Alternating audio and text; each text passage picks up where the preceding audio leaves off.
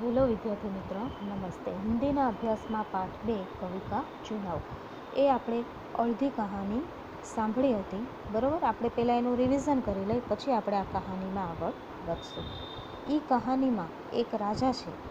રાજા એના મંત્રીને આદેશ આપે છે કે તમે આપણા નગરમાંથી કોઈ સારો એવો કવિ ગોતીને લાવો. તો જે મંત્રી હોય છે એ નગરમાં જાય છે અને કવિને ગોતે છે, પણ એને કંઈ સમજાતું નથી કે આ આટલા બધા કવિઓમાંથી કયો કવિ સારો છે. એના માટે બધા કવિ હતા એને સારા જ લાગતા હતા, બધાની કવિતા એને ખૂબ જ ગમતી હતી. હવે એ મંત્રી છે એ જાય છે રાજા પાસે. રાજા પાસે જઈ અને પેલી 1001 કવિઓની યાદી છે, એની સૂચિ છે એ રાજાને આપે છે. હવે રાજા એવું કહે છે કે આટલા બધા કવિઓ. પછી એક કામ કરે છે, તે 1001 કવિઓ બધાને પોતાની જેલમાં પૂરી દે છે અને પછી એમાંથી 6 મહિના સુધી જોવે છે કે કયા કવિ સારા છે. 6 મહિના પછી જ્યારે જોવા જાય છે ત્યારે 1001 કવિમાંથી 101 કવિ એવા હતા કે જે પોતાની કવિતા લખી રહ્યા હોય છે. બાકી બીજા બધા છે એ તો પોતાનામાં જ મસ્ત હોય છે. હવે જે 101 કવિ હોય છે ને એને રાજા એવું કહે છે કે એને આપણા મોર મહેલમાં રાખી દો અને બીજા બધાને 6 મહિનાનો પગાર આપીને રિહા કરી દો. ત્યાં સુધીની આપણે વાર્તા સાંભળી હતી. मंत्री ने ऐसा ही किया. अब ये कवि अच्छे कपड़े पहनते थे, अच्छा भोजन करते थे और रात दिन रास रंग में लीन रहते थे. लोग उनके ऐसो आराम की कहानियाँ सुनाते थे और अपने दुर्भाग्य पर ठंडी आँय भरते थे. મંત્રી એવું જ કરે છે.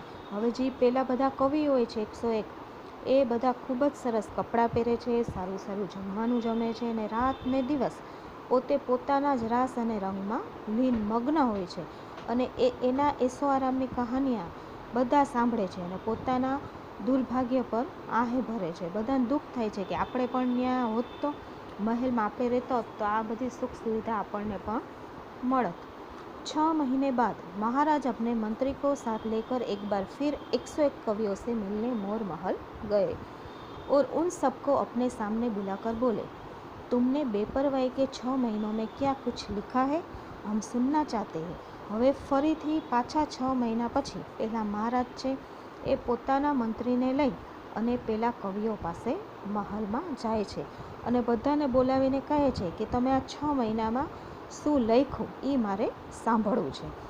101 आरामदासों में से सिर्फ एक ऐसा था जिसने मोर महल की किसी भी इंद्र सभाओं में भाग नहीं लिया था और अपने मन के उद्गारों को शब्दों में बांधता रहा. હવે આટલા બધા કવિઓમાંથી ફક્ત એક જ કવિ એવો હતો કે જે આ રાજાનો જે સુખ સુવિધા હતી એ ભોગવતો નથી. એ તો ફક્ત એની કવિતા છે એ જ લખતો હતો, એના શબ્દો છે એ જ બધા બાંધતો હતો. दूसरे खाते पीते थे और झूमते थे, लेकिन वह एकांत में बैठकर स्वयं ही अपनी कविताएं पढ़ता था और खुश होता था. હવે પેલા બધા કવિઓ હોય છે ને જે 101, એ બધા શું કરતા હતા કે આરામથી જમતા હતા, સારું સારું ભોજન લેતા હતા અને એનામાં જ મસ્ત રહેતા હતા. પરંતુ ફક્ત એક જ કવિ એવો હતો કે જે એકાંતમાં રહેતો હતો અને પોતાની કવિતા છે એ વાંચતો હતો અને ખૂબ જ ખુશ થતો હતો. जैसे जंगल में मोर खुद ही नाचता है और खुद ही देखकर खुश होता है. જેવી રીતના જંગલમાં મોર છે એ પોતે એકલો જ નાચતો હોય છે, એને કોઈ જોવાવાળું હોતું નથી, પરંતુ એ પોતે જ પોતાને જોઈને ખુશ થાય છે. એવી જ રીતના चांद और सूरज के प्यारे महाराज ने अपने नौजवान मंत्री से कहा, ये 100 आदमी भी कवि न थे, आराम के भूखे थे. હવે પેલા મહારાજ છે એમ કહે છે એના મંત્રીને કે આટલા કવિઓ છે ને એમાંથી કોઈ કવિ નથી, આ બધા ખાલી આરામ અને એસો આરામના ભૂખા હતા. સાચો કવિ તો ફક્ત એક જ છે.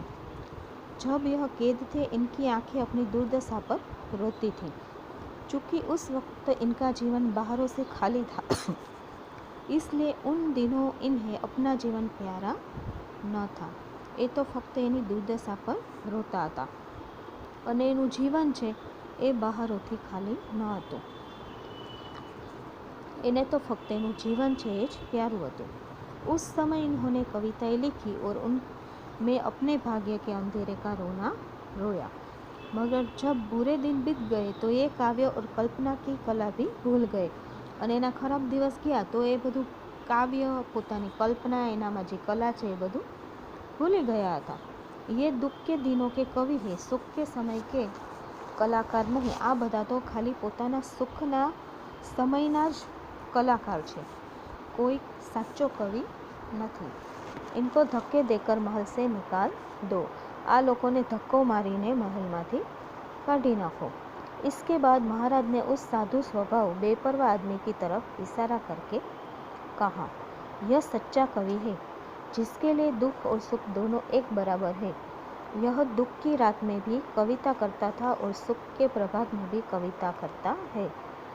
હવે પેલા બધા હોય છે 101 કવિ, એમાંથી 100 કવિઓને તે ધક્કા મારીને મહેલમાંથી કાઢી નાખે છે.